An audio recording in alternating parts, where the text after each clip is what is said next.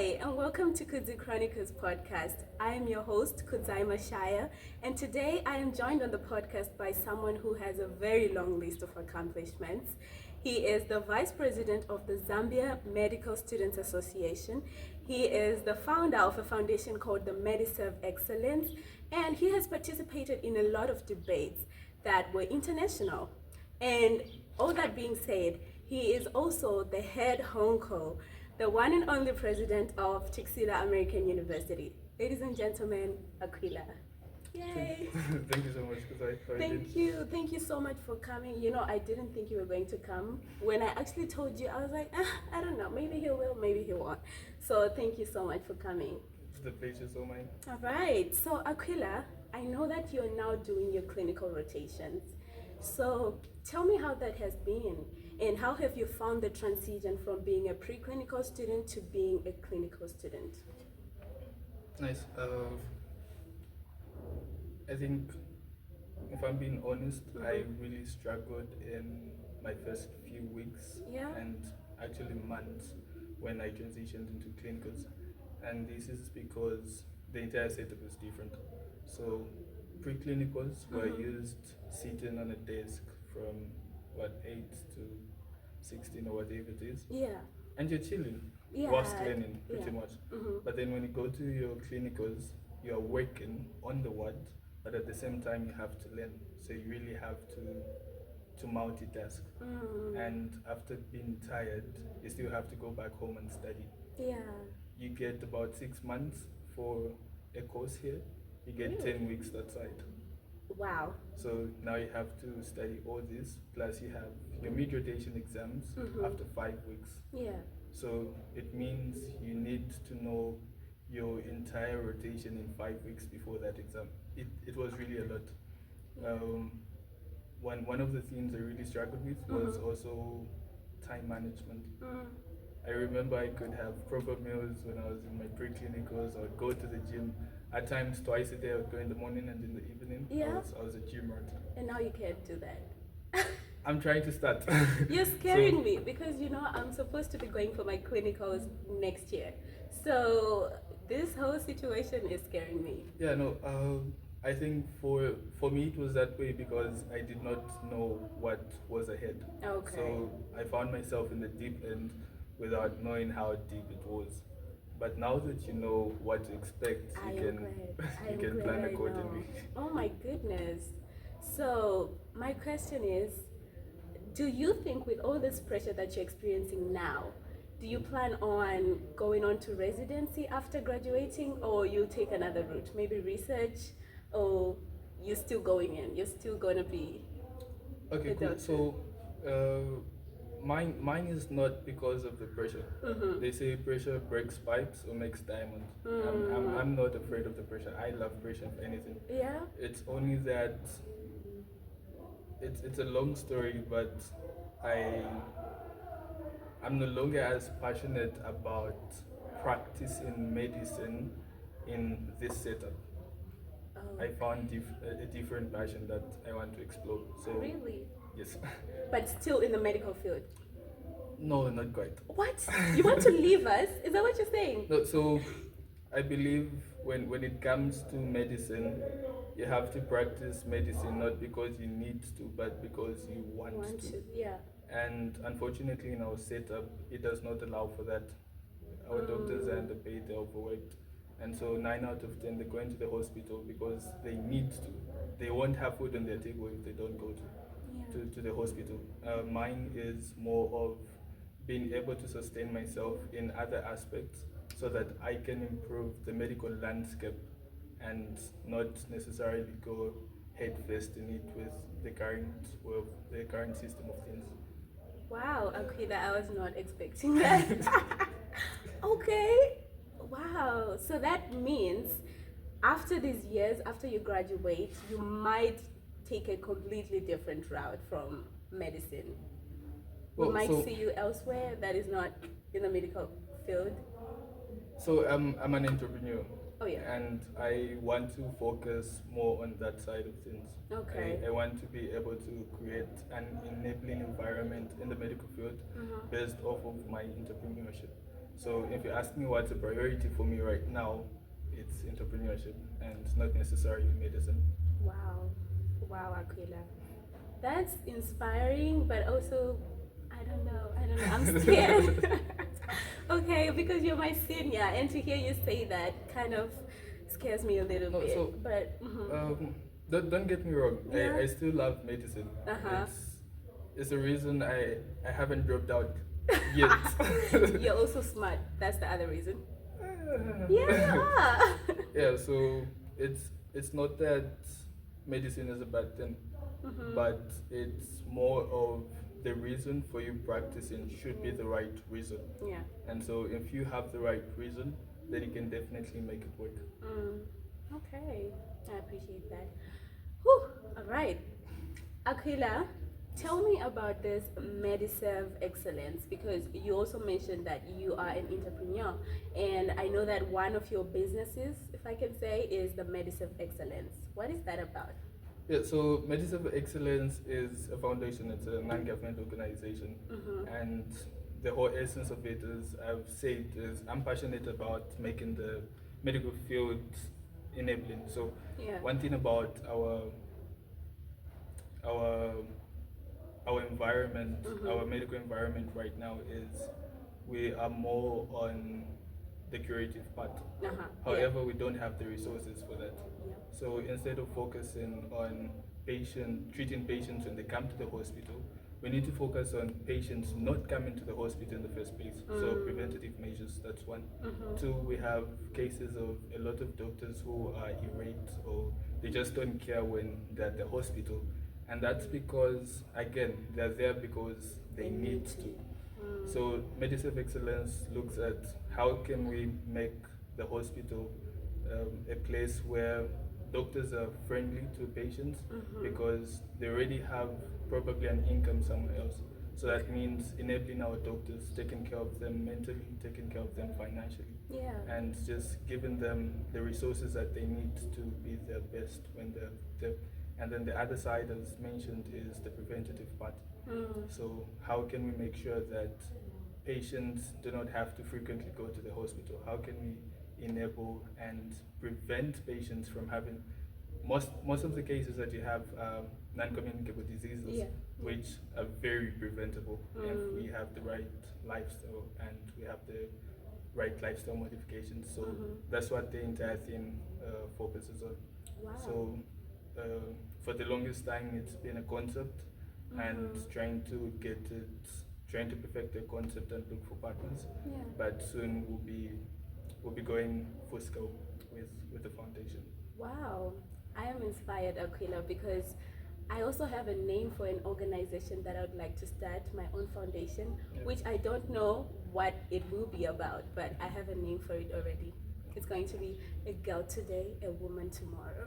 Yes. I can feel the Yeah, feminism. yeah. I don't know what it will be about, but it's going to be there. It's a very good start. Right? Thank you. Let's talk about debates, because I know you're an expert, and that is something I admire so much because I like public speaking, Yep. and I hope I'm good at it.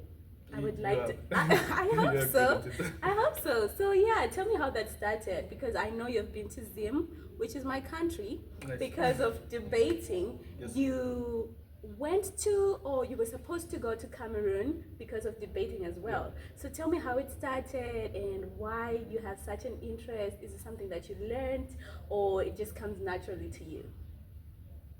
Nice. So I really don't know where to start because I feel my public speaking journey did not start with debate. So from a very young age, I was a public speaker. Oh. My religion, so I'm a spiritual person. So from the time I was young, I would give talks in front of the congregation. At church. Precisely. Yeah. And then I still remember, I think I was 8 years old when I spoke to the largest audience. It was over 2,000 people. Really? Yes. What? How did you find yourself in front of 2,000 people at 8? same thing. I was quite spiritual. Oh, wow. Still, Yeah. I want to believe. Oh, that's nice. Yeah, so that's why my public speaking journey started. Yeah. My parents were very instrumental because I remember they constantly gave me tips. My dad is a good public speaker, Yeah. and so is my mom. So that's where you get it from. Yeah. I want to believe so. So growing up was like that, and I fell in love with public speaking. Yeah. And then fast forward, my first debate Yeah. was actually in university. My first competitive debate. Oh. It was against Unilas. And then I remember getting best speaker with those in that debate. I'm not surprised. You're that good at it. Yeah. Thank you. So from that time, I started having a liking for debating. Then there was a point in time when I wanted to focus on my personal development. Yeah. So that was leadership, public speaking, entrepreneurship, and the whole deal really. So I got into public speaking more. Yeah. I looked out for opportunities in which I could debate. Yeah. And then fast forward to 2023. I got the opportunity to represent Zambia in World Health Organization debates at an international level. Wow. Those were the ones in Zimbabwe. Yeah. And then after that, that was 2024. They were now hosted in Cameroon, and again I got a chance to represent Zambia. However, at that time, I wanted to move away from debate because the way you speak in a debate is different from the way you'd speak when addressing any other audience. And so for me, it was hindering my progress. I wanted to be a public speaker who's well-rounded, yes, but the debate style of public speaking was not it for me. So I got the opportunity once to be invited by Dr. Katochi in the Toastmasters Zambia. And then when I attended that meeting, it was very inspiring to see how good people were with public speaking. And I was inspired by that. So I'm now planning on joining Toastmasters and do away with the debating side of completely. it. Oh my goodness. Wow, is it because when you're debating it's like you're fighting? Is that it? Is that what you're trying to say? Yeah, I feel it's argumentative, yes? Yeah. There's when you look at a debate, for example, and you look at the person debating, and then you look at, let's say, a motivational speaker, you notice a lot of differences. Yeah. Or really any other good public speakers. Look at Vusi Tembekwai.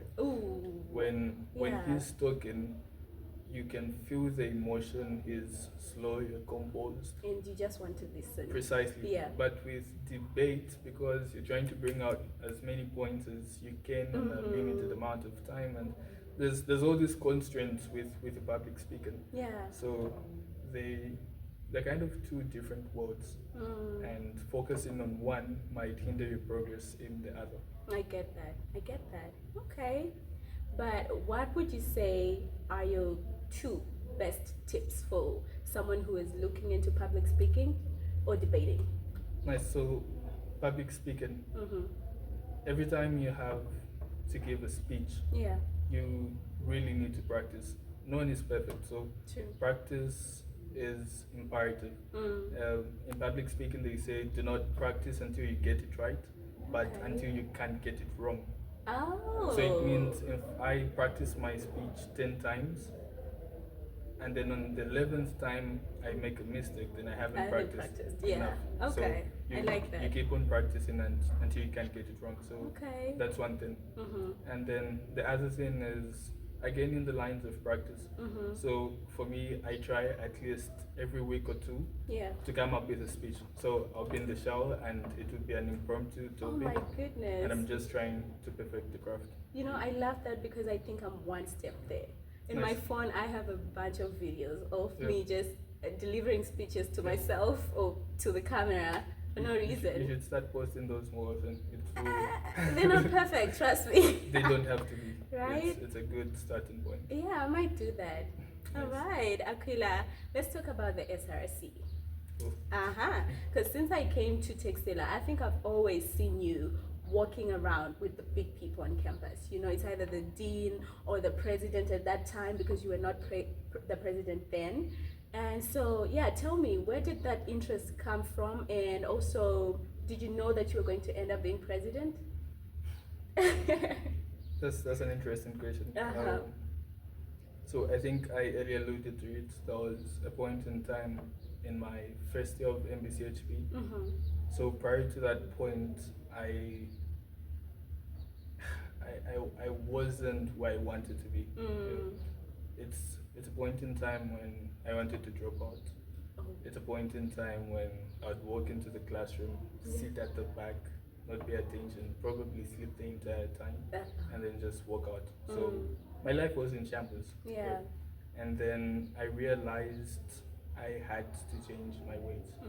So I was now heavy on self-development. I had to make sure that my leadership was on point. Yeah. I had to make sure my entrepreneurship was on point. I had to develop other skills. Yeah. And really that's where it started from. So at that point in time, mainly it was because of my entrepreneurial journey.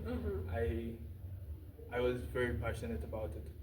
So now you start thinking about skills that will help you become a better entrepreneur. Yeah. All these leadership, public speaking and the like are skills that will help you. Yeah. You cannot lead a team if you want to build an empire.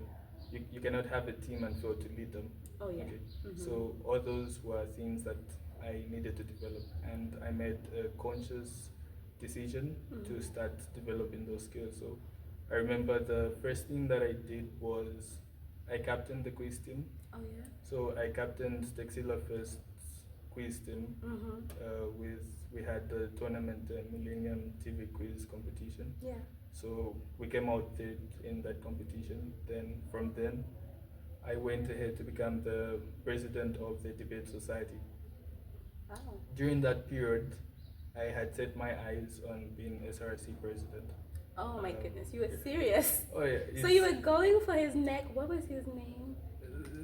I was going for the position. Okay, fine. I still remember sharing my aspirations with a classmate at the time. Keep in mind, this is second year of MBCHP. I didn't even know the procedure for it. Yeah. So I still remember telling my aspirations to one of my classmates. Yeah. And they told me I wouldn't get there. And I knew that made me take it a bit personal. So Yeah. Oh, you took it personal. You're like, you know what? Watch me. you can say that. Yeah. Yeah. So from there, from debate president, after developing the club, of course, with the leadership that was there, there was KK as the vice president. Yeah. I think we had at the time Christina as the SG, Okay. and a few other people in leadership at the time. Then from there went to become the sports secretary, which was tricky. So Yeah. I really wanted to bring about change, but in order to do that, I was supposed to be a class rep. But I was never, I was never a class rep. You were not the class rep in the class. No. Have so- you ever been? No. No. Okay. Yeah. Well, you're the president, so it doesn't matter. Yeah. So I wanted to bring about change, but I couldn't get into the SRC at the time because I was not class rep. But I told them if I come on board, I would deliver. So I had a short time to make sure that I delivered in that position, and Wow. that's how. Yeah, we managed to do a couple of things. I think the first sports week came about, and a few other things came about. Yeah. Then after that, there was only one position left. The president. Yes. So I had set my eyes on it since Yeah. second year of MBCHP. So you gave it your all. I did. Yeah. So I believe from second year to fourth year, it was just me building up to that point. I believe I worked in order to reach that point. So it's not something that I just woke up and decided we're filing in the nominations, but it's something that came from back then. Wow. I like two things from what you said. First, the fact that you set your eyes onto something and you went for it. You worked hard until you got it. And the second thing is, I'm happy about the fact that someone gave you the opportunity to be in the board even though you were not a class rep. That gives me hope because I would like to run for some position. I don't know which one yet, You should. but I would definitely campaign at some point. You can have me as your campaign manager. Really? Oh, that would be awesome. Yeah.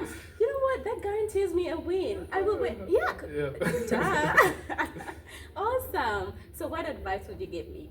Or anyone else who would like to join the SRC. And by the way, I have a sister who called me last time when I did a video with Laken, Yes. and we mentioned the SRC, but we did not clarify what it is. And she's like, you know what? Your mates are not the only ones who are watching. Yeah. So please tell my sister what SRC is, what it means, and yeah, what it does.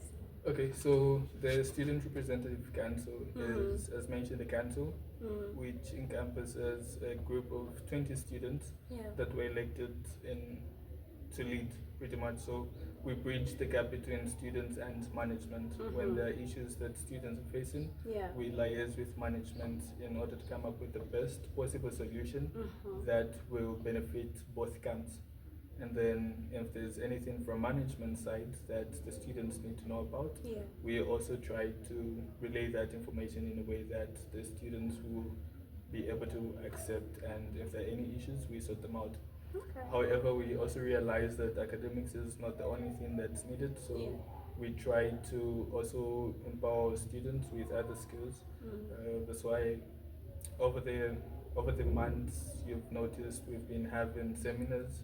We've been having mental health seminars because we realized the need to take care of students' mental health. Yeah. We had a free tobacco seminar because we noticed that a lot of students are becoming addicted to substances like tobacco. Yeah. And then we also push for entrepreneurship.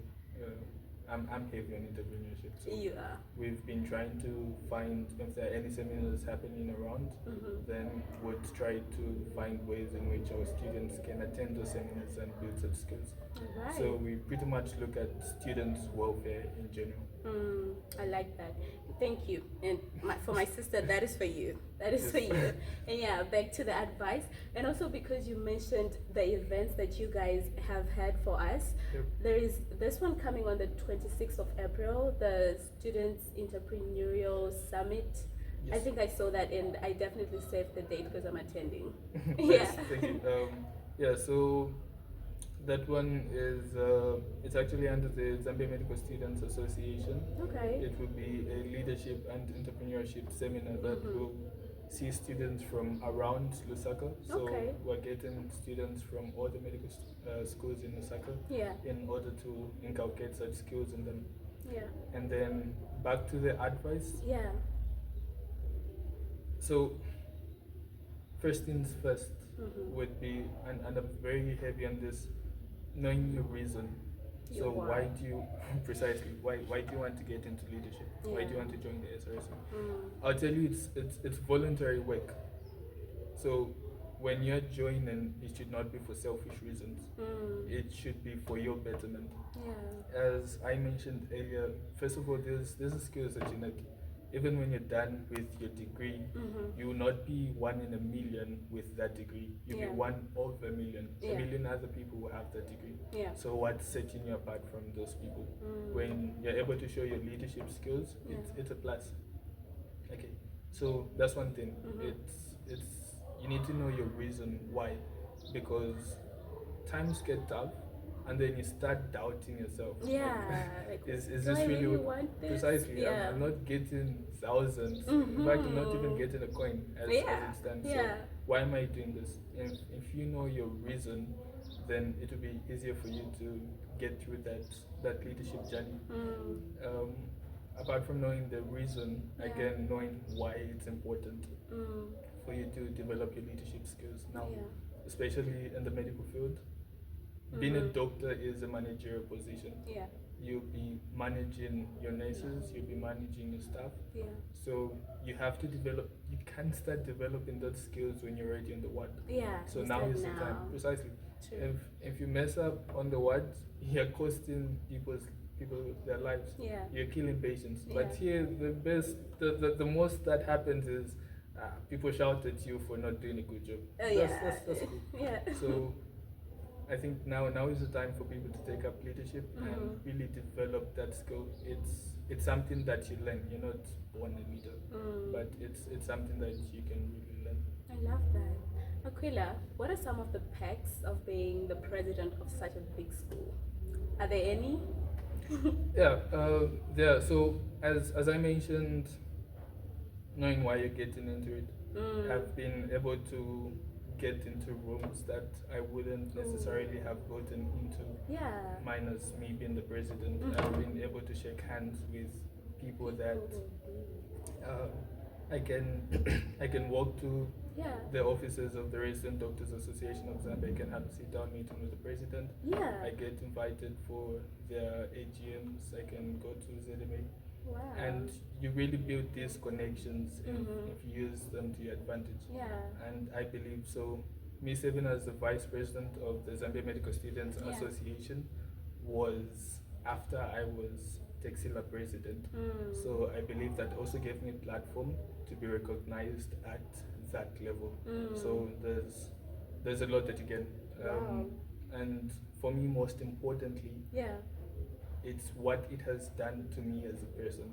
I've been able to develop my skills. I've been able to talk to people better Yeah. and understand people, because you're constantly going back and forth when it comes to decision making. It's taught me not to make decisions by myself, Yeah.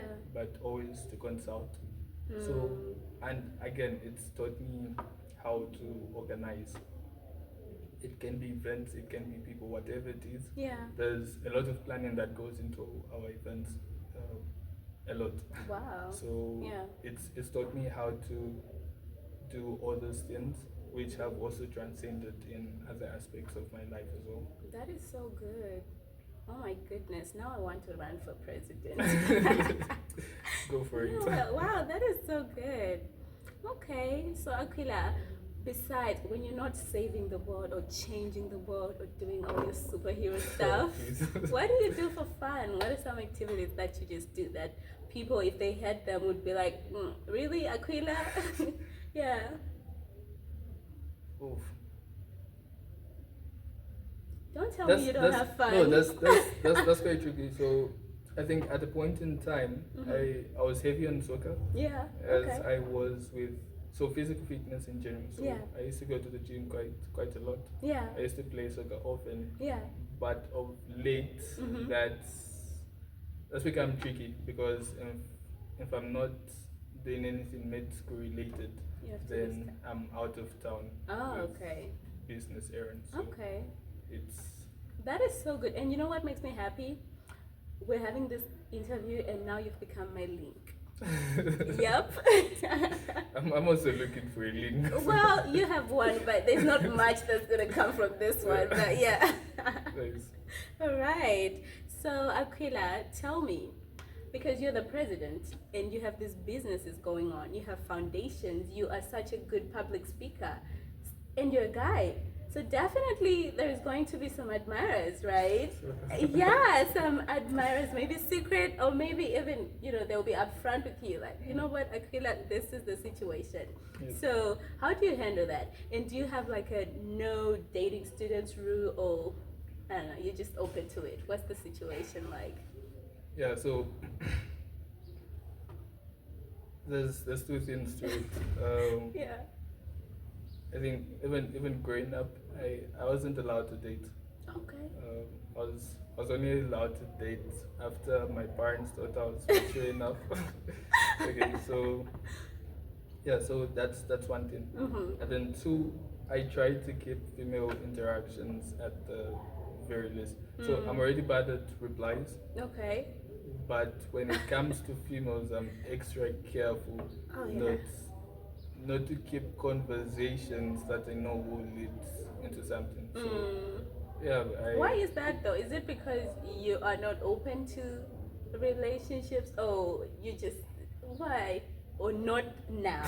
What are you saying? What are you saying? Is it a no, now? Like no, never? I am open to Yeah. relationships. Okay. Just not students. uh, So what are you saying? let's say avoid temptation. Okay. Let's put it that way. I respect that. Okay, but I'm sure most people would be happy to hear that you're open to them. He doesn't have a no student dating rule, everybody. He's open. All right, Aquila, this was really nice. And before we close, I would like you to give one of your top piece advice to just students in general, not maybe to someone who's doing debating and public speaking or someone who wants to start a business. Just any advice, general advice you'd give to a person who's a student in college right now. That's quite tricky because it's, in order to make this whole university life work, Yeah. it's really a consortium of ideas that have to come into play, and quite a number of things have to come into play for you to be that perfect student, Yeah. so to say. Again, I'm heavy on reason, Yeah. so Yeah. knowing your why Okay. you're doing this is a very big thing. Yeah. Time management is another thing. You cannot be able to go about this whole university life if you don't get your time management right. Yeah. The third thing is dealing with distractions. So there's a saying that goes, a lion that dreams of a cat that dreams of becoming a lion must lose appetite for rats. So if you are to do something big, if you are to become the better version of you, there's certain things you have to deal with. You can't have appetite for scrolling through social media endlessly. Yeah. You can't have appetite for your 9 to 10 hours of sleep. You can't have appetite for always going out and partying. Yeah. You need to make a decisive decision as to what you really want and actively work towards it. Yeah. And then setting goals. Setting goals is very imperative because only then will you be able to make conscious, decisive decisions now to work towards those goals. I think for many students, regardless of what year they're in, if you ask them what they want to do after they get their degree, chances are precisely. So how do you know what exactly you have to do now in order to be at a certain level? For example, if I want to become a surgeon, if I've made that goal and I want to become, let's say, a pediatric surgeon, I'll be able to make conscious, decisive decisions right now. So I'll start attending seminars that will help me become a surgeon. I'll find a mentor that will help me become a surgeon. So there are all these things that will only happen and you only work towards if you have set goals. So it's important for everyone to have goals, short-term goals as well as long-term goals. Wow, Aquila, thank you so much for doing this interview and for saying yes. And yeah, I hope to see you next time. And now that you're my link, we'll definitely be talking. So yeah, thank you so much. Thank you. Thank you guys for watching. Bye.